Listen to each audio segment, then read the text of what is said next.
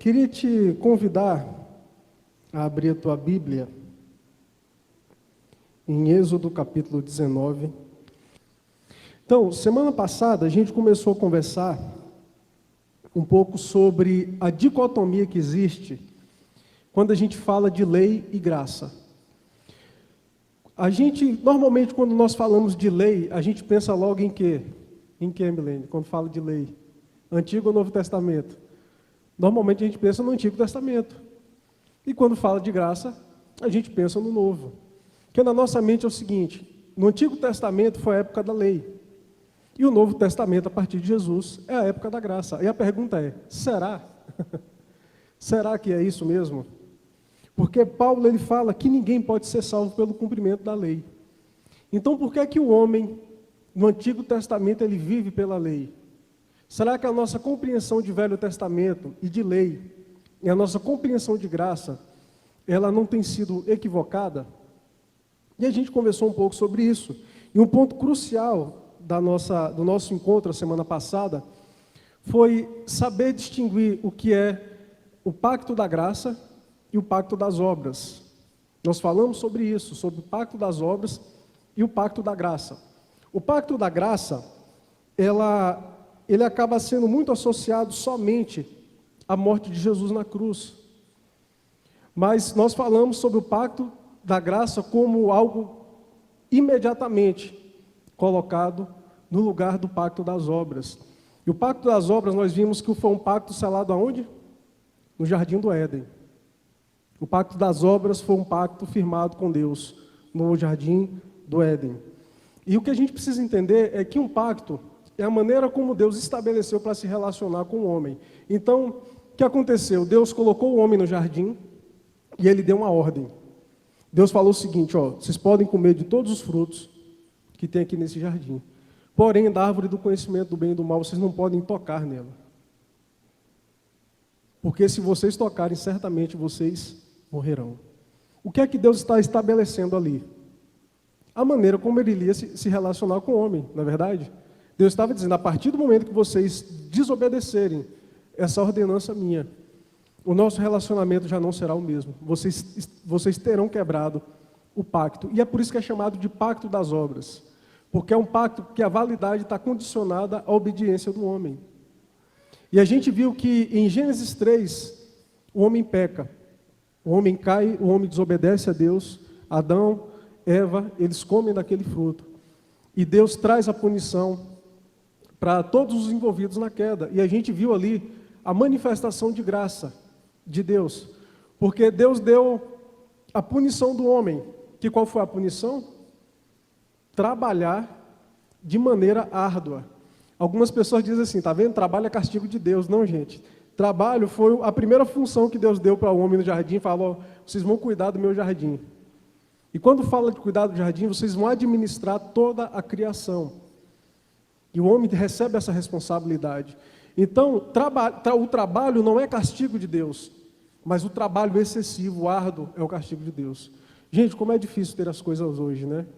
Alguns têm a sorte de ter uma vida confortável, mas não é o normal. O normal é muita ralação, muita correria para a gente conseguir sobreviver. Mas qual que é a bênção, a manifestação de graça no meio disso?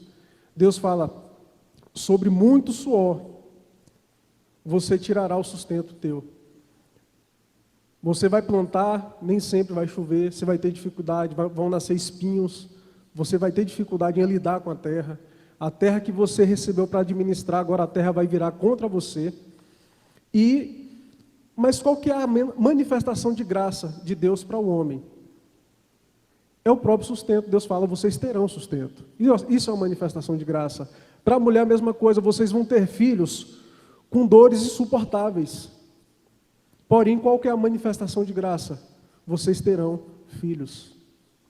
Mas Deus, quando ele se direciona à serpente, que é a primeira a receber a sentença, Deus ele dá aquela sentença de que, a partir dali, o homem, vamos ler para ficar mais fácil, abre em Gênesis 3,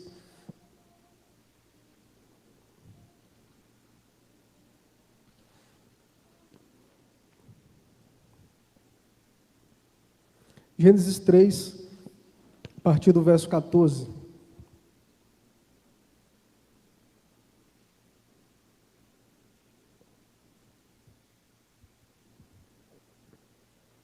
Gênesis 3, 14, diz assim: Então o Senhor Deus disse à serpente: Visto que isso fizeste, maldita és entre todos os animais domésticos e o és entre todos os animais selváticos. Rastejarás sobre o teu ventre e comerás pó todos os dias da tua vida. E agora ele vem e fala: Porém, inimizade entre ti e a mulher. Primeira coisa que a gente precisa entender, o que é isso? Porém, inimizade entre ti e a mulher. De que maneira se interpreta esse texto? Deus está dizendo que a partir dali a humanidade seria dividida em dois grupos: os descendentes da serpente e os descendentes da mulher. E ele não está falando da descendência biológica, ele está falando da descendência espiritual.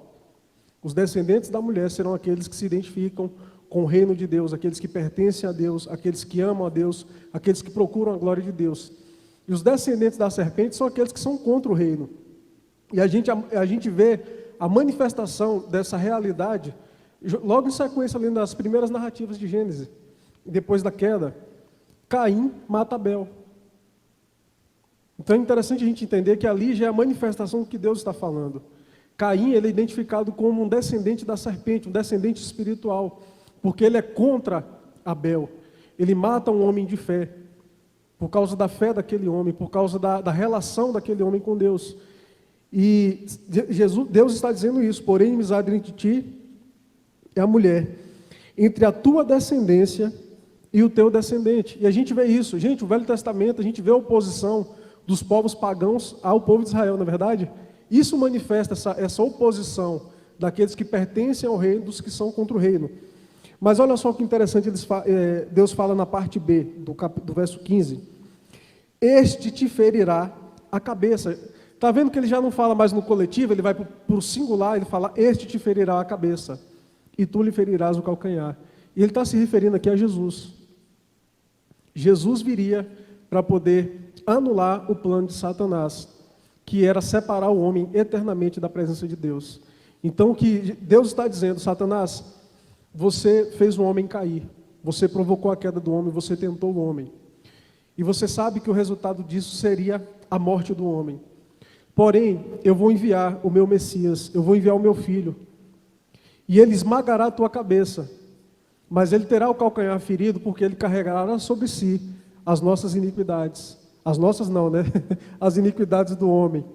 Ele carregará o preço do pecado do homem. Ou seja, Cristo, quando morre na cruz, ele tem o seu calcanhar ferido nesse sentido, de que ele sofreu no seu próprio corpo o pecado que não era dele. Ele sofreu pelo nosso pecado. Então, gente, como que a gente vai dizer que a graça só aparece no Novo Testamento? Isso aqui é evangelho. É o santo, o justo morrendo pelo pecador. Então, imagine, em Gênesis 3, a teologia chama isso aqui de proto-evangelho. É o protótipo daquilo que viria. E Deus manifesta a sua graça o tempo todo no Velho Testamento. Só o fato, queridos, de Deus não ter destruído a nação de Israel é manifestação de graça e misericórdia de Deus. Vocês já leram Juízes, prestando bem atenção? Gente, a gente fica até com preguiça.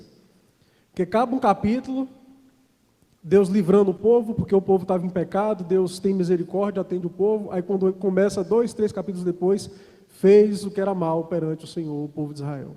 Isso se repete, se repete, se repete. E a gente vê Deus conservando o povo dele, porque Deus tinha uma promessa. E é isso que a gente precisa entender: Deus promete um Salvador. E aí Deus promete um Salvador, chega para Abraão e fala o que para Abraão? Eu vou te dar uma grande nação. O que é que essa promessa tem a ver com Gênesis 3? É porque Deus separou uma nação. Daquela nação, Deus separou uma tribo, a tribo de Judá. Daquela tribo, Deus separou uma família. Daquela família, Deus separou Jesus. Então você vê que o Velho Testamento aponta o tempo todo para Jesus. E a gente precisa entender isso. E a manifestação de graça de Deus está nisso. Então nós não podemos ter a ideia equivocada de que a graça só se manifesta para o homem a partir do Novo Testamento. E que ali a lei passa a ser invalidada, a lei já não tem função nenhuma. A gente falou sobre isso. Qual que é a relação da lei com a graça? E é isso que nós vamos continuar estudando para a gente entender de forma muito clara, para a gente não ter confusão nenhuma a respeito desse tema. Então, hoje, analisaremos a lei entregue a Moisés e suas implicações na vida cristã. Então, hoje a gente vai ver um pouco disso.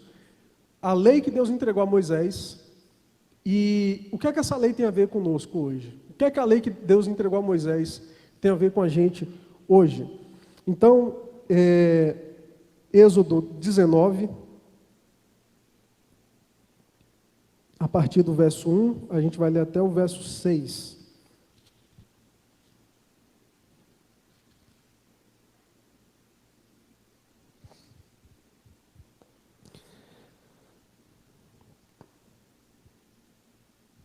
Êxodo 19, a partir do verso 1. Deus fala com Moisés no Monte Sinai. No terceiro mês da saída dos filhos de Israel da terra do Egito, no primeiro dia desse mês, vieram do deserto do Sinai.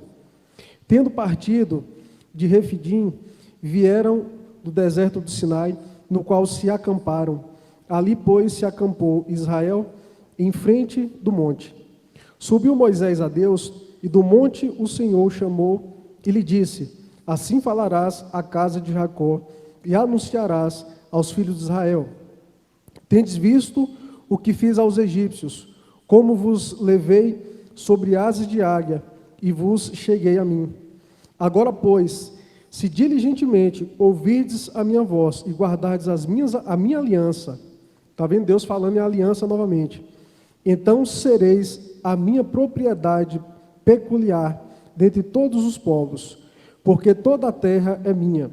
Vós me sereis reino de sacerdotes e nação santa. São estas as palavras que falarás aos filhos de Israel. Então, o que acontece aqui, queridos? Eu estou encurtando um monte de história para a gente ficar bem enquadrado aqui na cena. Deus prometeu a Adão que daria um descendente, né? Prometeu a Satanás que Deus iria livrar o seu povo do pecado deles. E Deus depois ele chama Abraão, e ele promete a Abraão uma nação ou um povo, vocês lembram? Deus promete a Abraão uma nação. É interessante isso porque quando Deus fala da descendência de Ismael, Deus não trata o povo de Ismael como nação, ele fala, esse será um grande povo, e será como uma jumenta selvagem. Eles serão contra todos, a mão deles será contra todos, e todos serão contra eles. Vocês sabem de onde vieram os muçulmanos? Dessa linhagem. E é engraçado que o muçulmano não é uma nação, é um povo. Só que Deus promete a Abraão, por meio de Isaac, o quê? Uma nação. E a pergunta é, o povo que estava preso no Egito era uma nação? Não. Não era uma nação. Entrou uma família, se tornou um grande povo dentro do Egito. Deus agora chama Moisés, liberta. E o que é interessante aqui, queridos, é que o capítulo 19, Deus está aqui começando a cumprir a promessa que Deus fez a Abraão, de tornar o povo nação. Porque Israel, quando sai do Egito, Israel não tem rei, Israel não tem liderança, Israel não tem legislação, Israel não tem nada o que estrutura uma sociedade, uma nação. Eles não tinham nada disso. Então Deus, quando Ele entrega a lei para o povo dele, Deus está cumprindo esse mandamento, de dar uma nação, propriamente dita, a Abraão. E o que é interessante aqui é que esses versículos que nós lemos no verso 19, Deus, Ele fala com Moisés, chama o povo. Depois de 3 meses, a gente acha assim, né, que Deus tirou o povo do Egito e com 3, 4 dias deu os 10 mandamentos. E não foi assim. O texto diz que depois de 3 meses, andando pelo deserto, Deus chama o povo para fazer uma aliança. E Deus põe as condições. Moisés será dessa maneira. A minha proposta é que esse povo seja propriedade exclusiva minha. Esse povo vai servir somente a mim. E o que acontece no verso 7, Moisés, eu estou com Abraão na cabeça, Moisés chama o povo não, somente os vamos ler aqui, os anciãos Deus chama somente os anciãos, que foram aqueles 70 anciãos que foi sugerido pelo sogro de Abraão. Meu Deus do céu. Sogro de Moisés. Acho que vou ter que voltar em Abraão uma hora dessa. Então Deus fala com Moisés. Moisés chama agora os anciãos, 70, para eu falar com eles, para você falar com eles. Veio Moisés, chamou aos anciãos do povo e expôs diante deles todas estas palavras que o Senhor lhe havia ordenado. Então o povo, aqui no caso os anciãos, respondeu a uma: tudo que o Senhor falou, faremos. E Moisés relatou ao Senhor as palavras do povo. Então, Moisés chama os anciãos, fala: a proposta é essa, Deus quer isso para nós. E eles falam: não, nós concordamos, nós iremos nos submeter diante de tudo aquilo. E aí Deus fala: então Moisés, chama o povo, santifica o povo, porque eu vou falar com o povo. E pula para o capítulo 20. E o capítulo 20 é interessante a maneira como ele inicia. É Deus agora falando com o povo. Então falou Deus todas essas palavras: eu sou o Senhor teu Deus, que te tirei da terra do Egito, da casa da servidão. Não terás outros deuses diante de mim. A fórmula com a qual Deus fala com o povo é interessante. Porque no mundo antigo, a gente pode ver isso no tratado dos hititas, povo antigo, que havia um comportamento e uma oratória já estabelecida, um sermão pré-estabelecido para uma nação que era libertada por outra. Aqui, naquela época, não acontecia como a gente costuma ver hoje. Acontece hoje, mas a política por trás é diferente. Mas naqueles dias, se eu liberto uma nação, essa nação não passa a ser livre, essa nação passa a pertencer a quem? Ao libertador. E quando o libertador se colocava diante de toda a nação, o libertador fazia o seguinte: ele dizia: eu sou fulano de tal, rei de não sei aonde, eu libertei vocês das mãos de tal nação. Então primeiro ele se apresenta, depois ele diz o que ele fez, e diante disso está estabelecido de que maneira aquela nação passava a dever. Então o rei diz o seguinte: a partir de hoje vocês vão andar desta e dessa forma, porque vocês passaram a pertencer a mim, porque eu libertei vocês. E interessante que Deus se dirige ao povo da mesma forma. Olha só: então falou Deus todas estas palavras: eu sou o Senhor teu Deus. Então ele primeiro diz quem ele é, que te tirei da terra do Egito, da casa da servidão. Ele fala agora qual foi o ato dele para com aquele povo. E agora ele fala: não terás outros deuses diante de mim. E aí vem os 10 mandamentos. Deus traz os 10 mandamentos. E olha só o que acontece no capítulo 24. Abram aí, capítulo 24 de Êxodo, verso 3.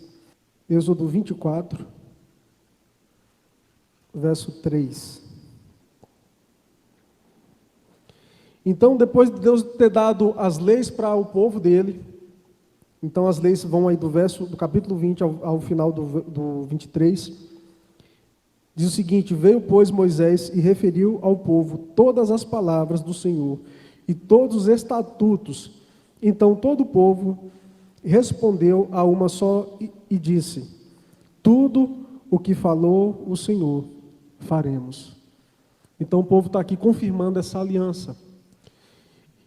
Só que nós precisamos entender, quando a gente fala das leis de Deus que foram entregues para o povo do Senhor, a gente precisa saber distinguir, dentro dessas leis, o que é que Deus, de fato, quer trazer como realidade, trazer como verdade para os nossos dias, as leis do Senhor. Minha pergunta é: nós somos obrigados a guardar a lei da maneira como Deus estabeleceu para o seu povo? Será que a gente deve estabelecer dessa maneira? Porque quando a gente começa a ler o Antigo Testamento, quando a gente lê ali Números, Deuteronômio, a gente começa a ver umas leis que, se a gente fosse aplicar nos dias de hoje, seriam complicado. Não é verdade? Por exemplo, apedrejar a mulher adúltera.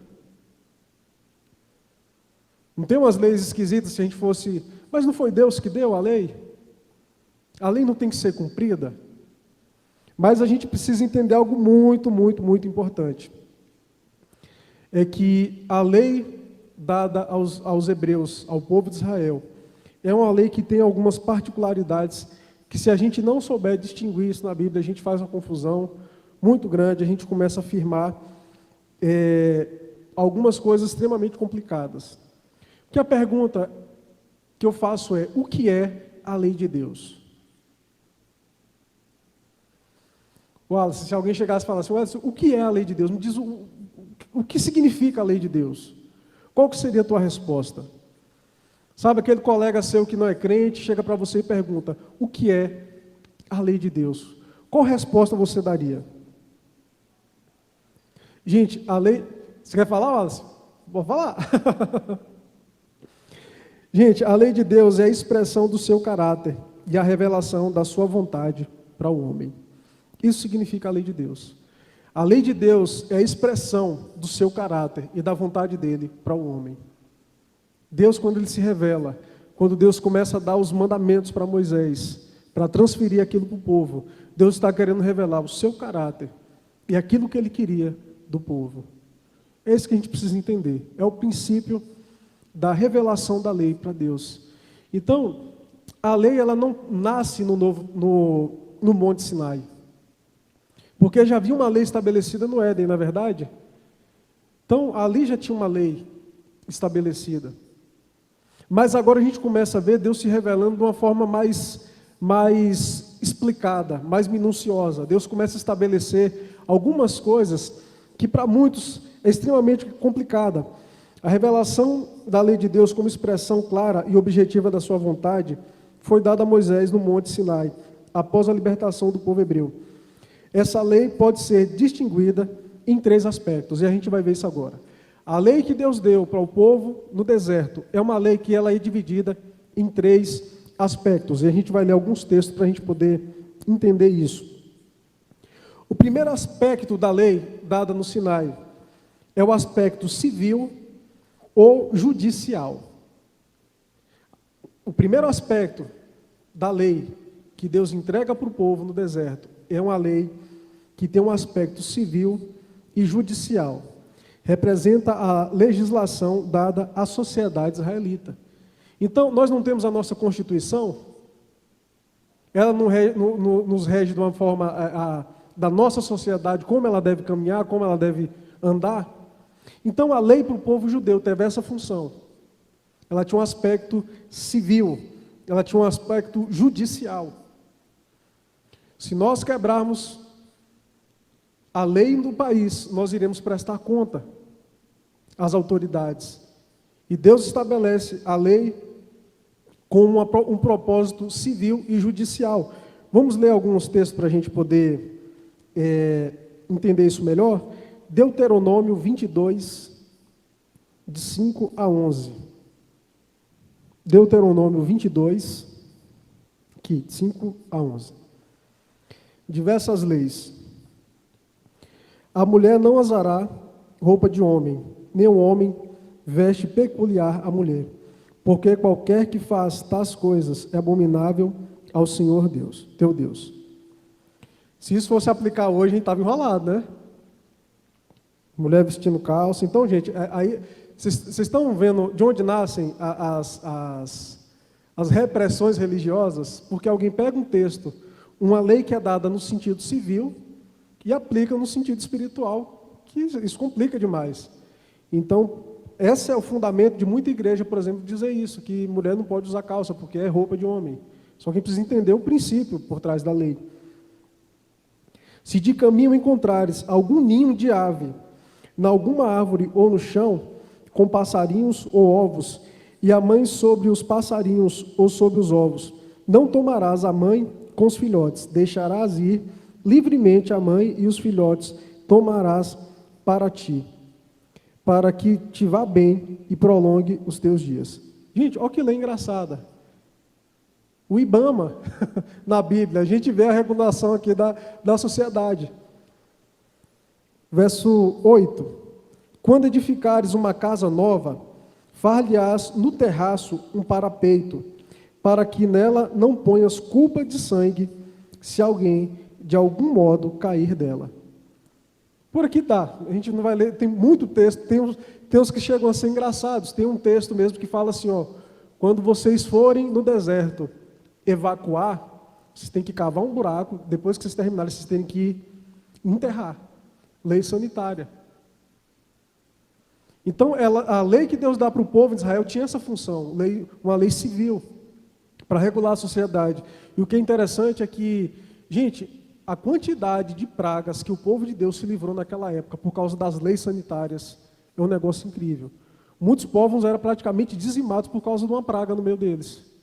Falta de higiene. Então, por exemplo, todos os animais que Deus proibiu o povo de comer, interessante que todos eles, foi feito um estudo, que todos eles são animais que têm deficiência no seu sistema digestivo.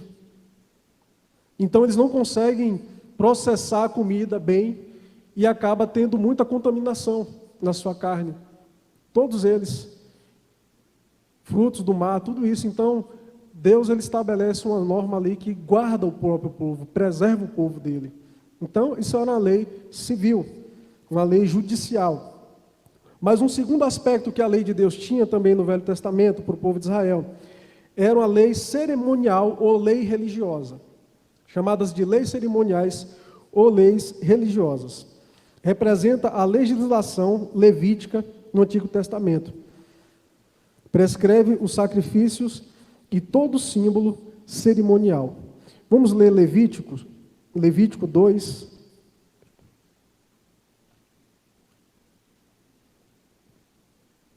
Levíticos capítulo 2.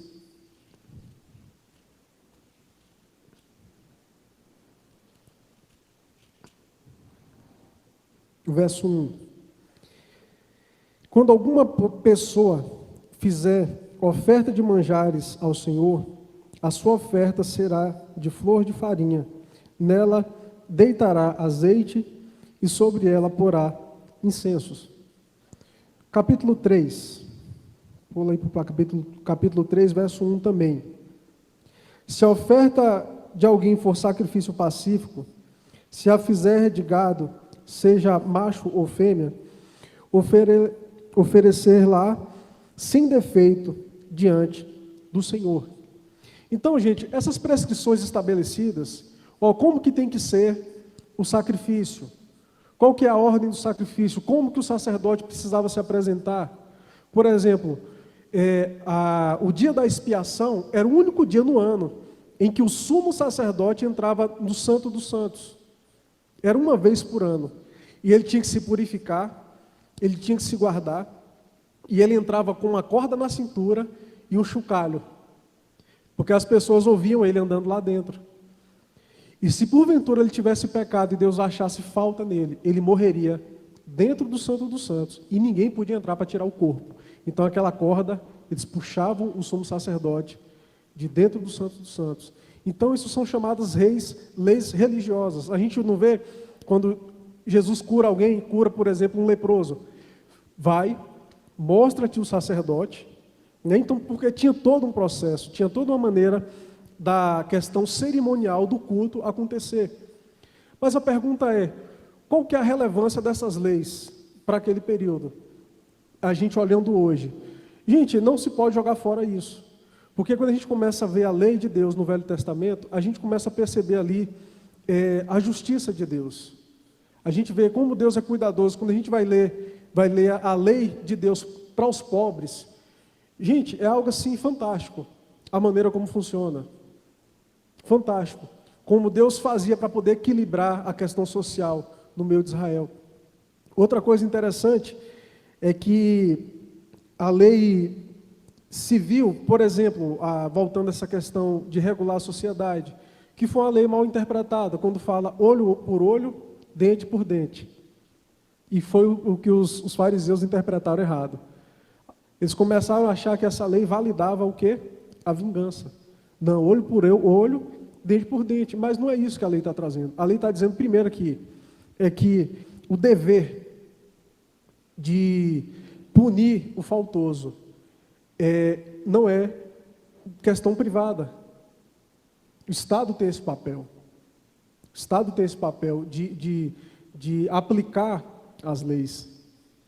Então, por exemplo, eu já vi algumas pessoas falando que crente não pode ser policial.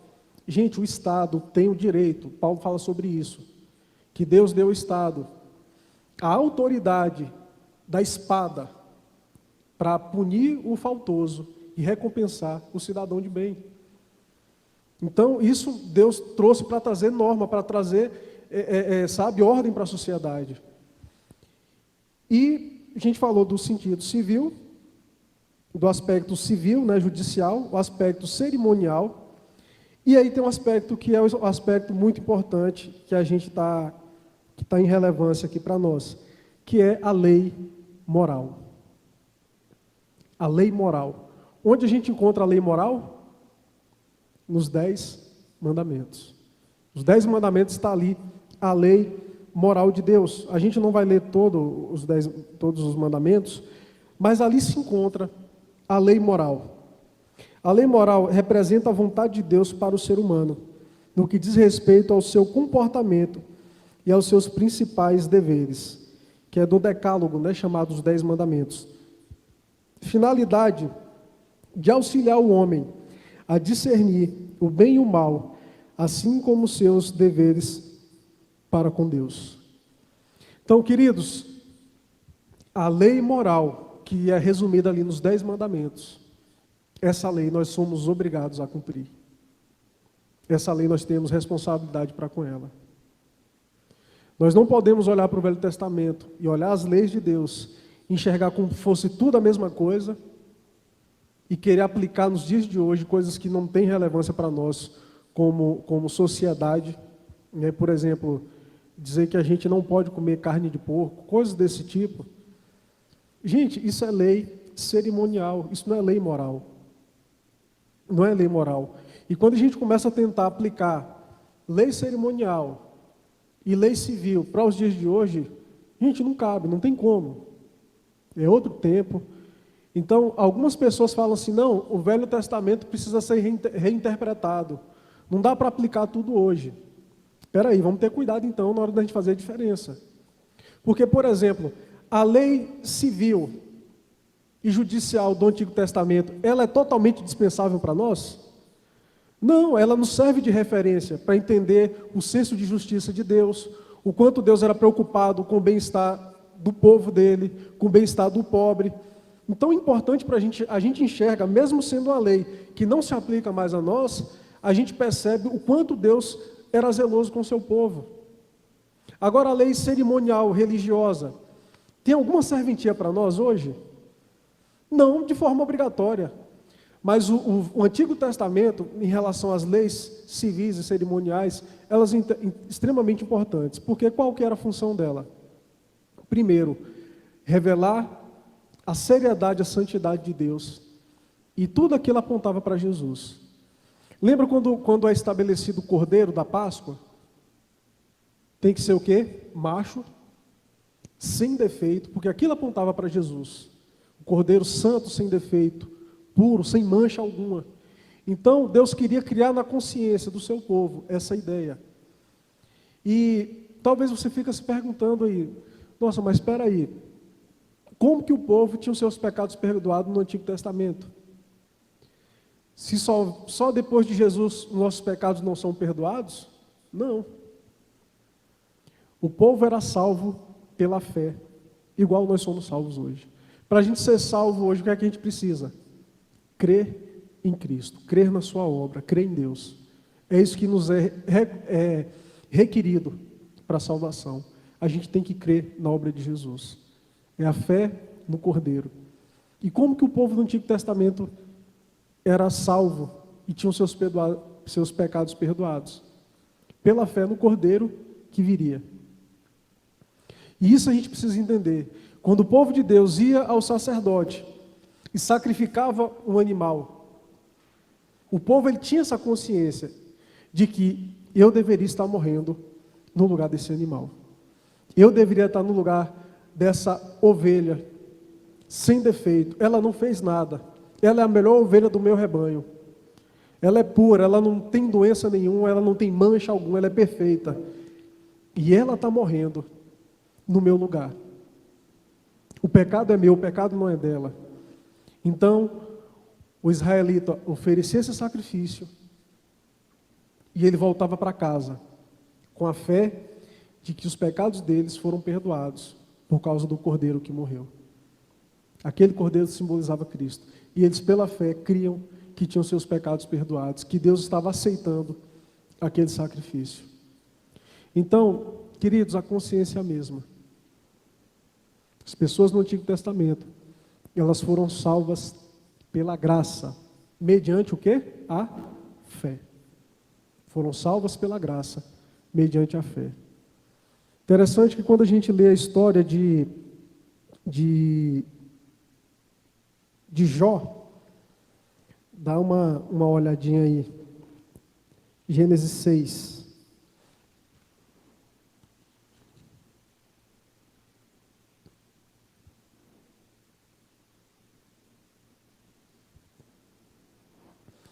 Gênesis 6, a partir do verso 5.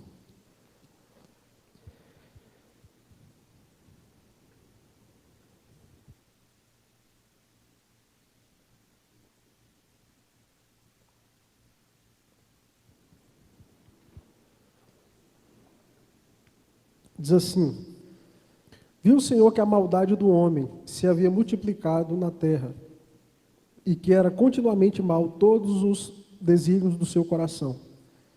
Então se arrependeu o Senhor de ter feito o homem na terra, e isso lhe pesou o coração.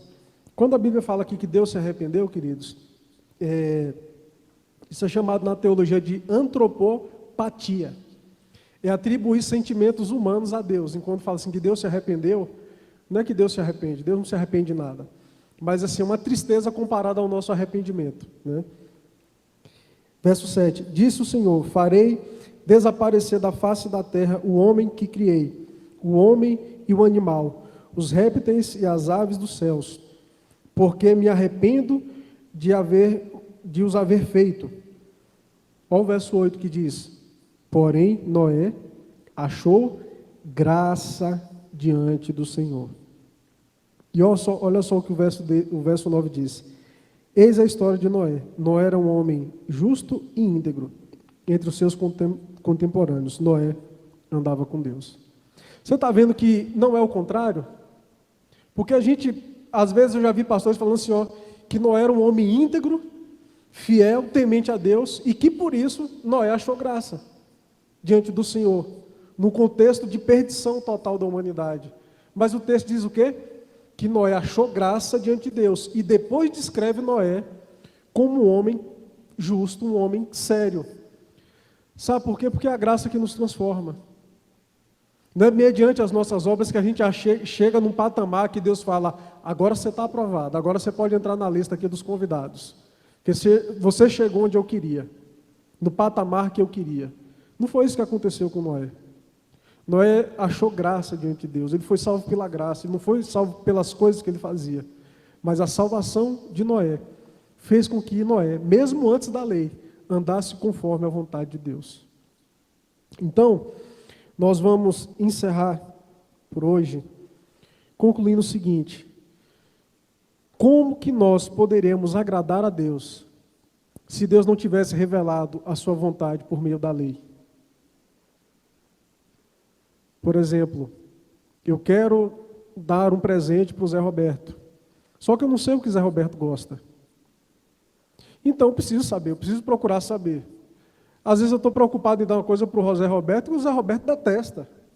Ele não vai gostar daquele presente. Então, para que eu possa agradar o Zé Roberto, eu preciso saber o que o Zé Roberto gosta e o que ele quer. E com Deus foi da mesma forma. Deus olhou para o homem: vocês não sabem como me agradar. Vocês querem me agradar? Estão aqui os meus mandamentos. Guardem esses mandamentos, porque isso reflete o meu caráter, e vocês foram chamados para ser santos assim como eu sou.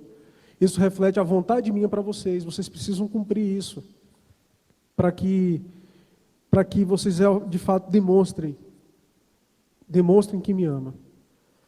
Então, a pergunta é, que eu já fiz semana passada e faço novamente: nós somos obrigados a cumprir a lei? Nós somos obrigados a cumprir a lei. Porque o que a gente precisa lembrar sempre é isso, é que Jesus, ele veio cumprir a lei. E mesmo assim, cumprindo a lei, mesmo sendo santo e justo, ele morre numa cruz para pagar o preço de Adão. E a pergunta é, e o que é que a lei tem a ver comigo hoje? Será que eu sou obrigado a cumprir a lei? Será que eu tenho responsabilidade para com a lei?